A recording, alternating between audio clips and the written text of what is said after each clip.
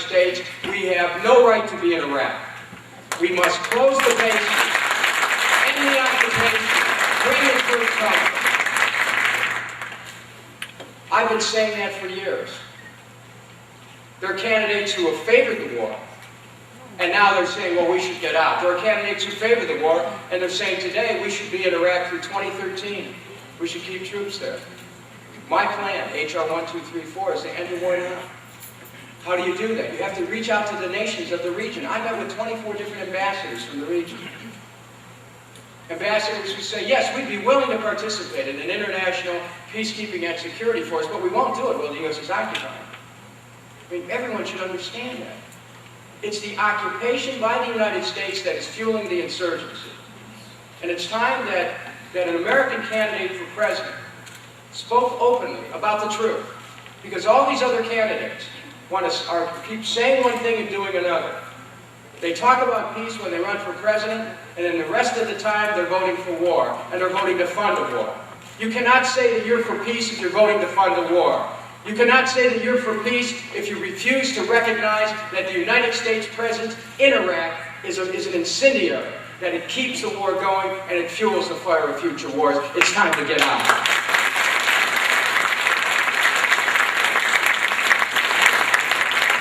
So what would a Kucinich international policy look like? Here's what it would look like. Not only do we end the occupation of Iraq, but we also must have a plan that provides for reconciliation between the Shiites, the Sunnis, and the Kurds. Without no partition, partition keeps wars going. We must have an honest reconstruction program where these crooked contractors are thrown out of Iraq, where the people of Iraq can have jobs because of what their families. We must have a program of reparations. You know, over 1 million innocent Iraqis have died. This is a war crime. I don't know what else you can call it. And it was committed by American leaders. I mean, we need to be very direct and true about these things. We need leaders who can see exactly what's going on and call it for what it is. What happened in Iraq is a crime against humanity. What happened in Iraq with 1 million innocent people and more, non-combatants losing their lives, cries out for international justice.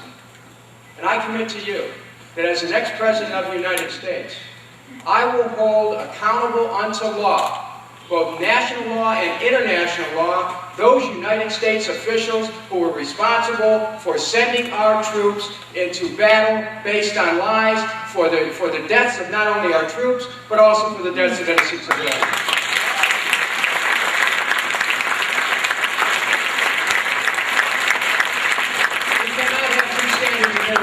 Law. We cannot have a standard of law for everyone else and another one for United States leaders. And so we have to repair the breach that's occurred. We owe compensation to the families in Iraq who've lost loved ones, to rebuild their country, to be able to rebuild their homes and their lives. But that's just the beginning. I was the only person in the entire United States Congress who understood that the Bush program of, quote, reconciliation, unquote, which called upon Iraq to pass a, quote, hydrocarbon act, unquote, was nothing less than an attempt by the Bush administration to force the privatization of Iraq oil, which now is worth between $20 and $30 trillion. We cannot participate in such a theft. We must be the Iraqi people who make the decision on their own, without being under occupation, as to what that oil should be used for, as to how it should be used, as to who sells it. No privatization of oil under U.S. occupation. We have to make sure that oil is for the Iraqi people and not for the U.S. oil companies. After all, we understand what the war was about in the first place. It was about oil. Because Iraq did not have weapons of mass destruction. And we understand at its core what the saber rattling against Iran is all about. It's time that we had a government that was moral. It's time that we had a government that stood for truth.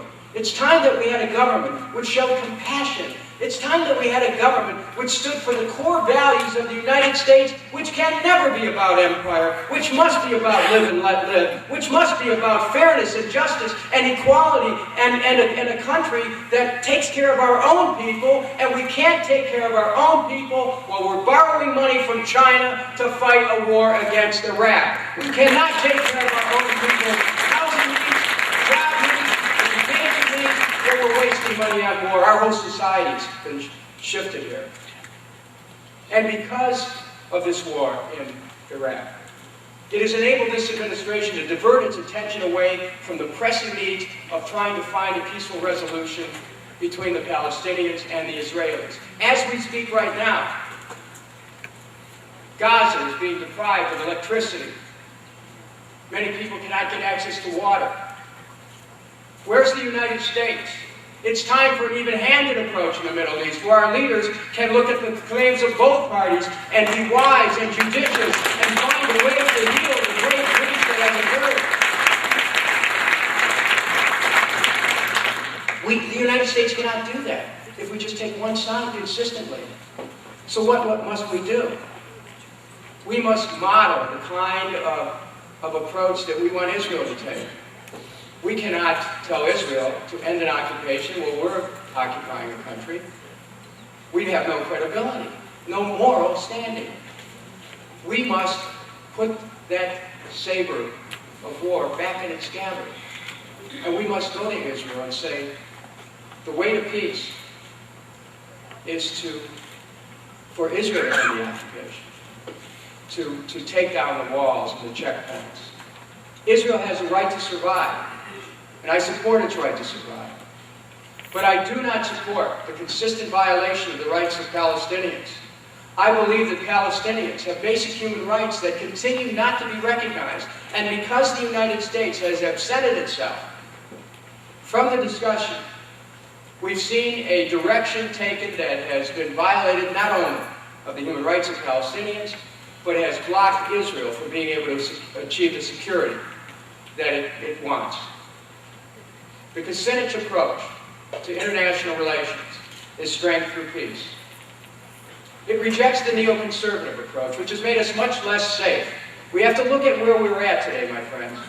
America has become less safe in the last 6 years, since we have seen unfold this policy of preemption, first strike, unilateralism. These are dead-end doctrines that lead to nothing but death. The neoconservative approach has brought us the war in Iraq. It's brought us aggression against Syria. It would aggress against Iran. It promoted the aggression against Lebanon. It doesn't make Israel more safe. It destabilizes the entire world. And the very fact that this philosophy is exemplified by the Bush administration doesn't mean that it's only Republicans who stand for it. Because there are Democratic candidates for president who represent the same hawk-like neoconservative thinking that took us into war against Iraq. If we do not have a real change in the White House, not just from Republican to Democrat, but from someone who stands for war to someone who stands for peace. Strength through peace is about direct dialogue, open dialogue, leaders meeting, eye to eye, heart to heart. Anyone who would be president of the United States must have the capacity to meet with anyone in the world in the cause of peace, must have the willingness and the ability to sit down with the leaders of Hamas, of Hezbollah, and others, and say, come, let us reason together and find a path to peace. We must have that capacity. No one who would want to be leader of the United States must hide him or herself in an ivory tower or the White House and say, no, we can't come down. Here are the terms to talk to us. An American president must reach out to the nations of the world.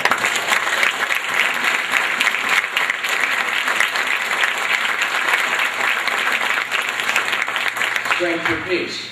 It means the end of unilateralism, first strike, preemption.